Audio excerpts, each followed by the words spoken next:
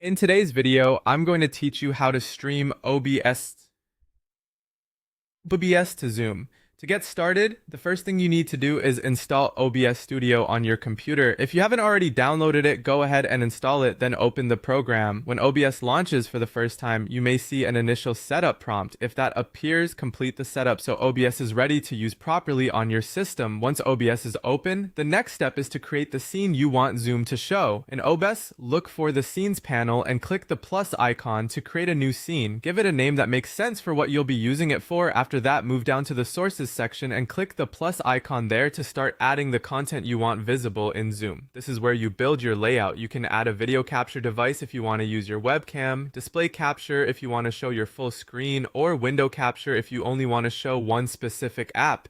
You can also add an image such as a logo or a graphic and text for titles or labels. As you add these elements, arrange and resize them in the OBS preview until everything looks clean and exactly the way you want it to appear to your meeting participants. Taking a moment here to organize your layout well can make your presentation look much more polished. After your scene is ready, go to the Controls section in OBS and click Start Virtual Camera.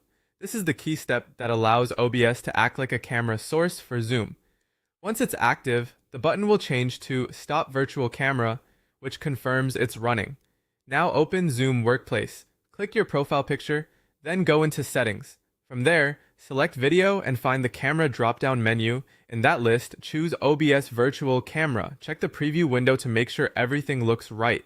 If you set it up correctly, Zoom should now show your OBS scene instead of your normal webcam feed. Next, start or join your Zoom meeting. Click the arrow next to Start Video and confirm that OBS Virtual Camera is selected as your camera source. Once that's done, everyone in the meeting will be able to see the scene you created in OBS. While the meeting is running, you can go back into OBS and switch between different scenes whenever needed. Zoom will automatically display whichever OBS scene is currently selected.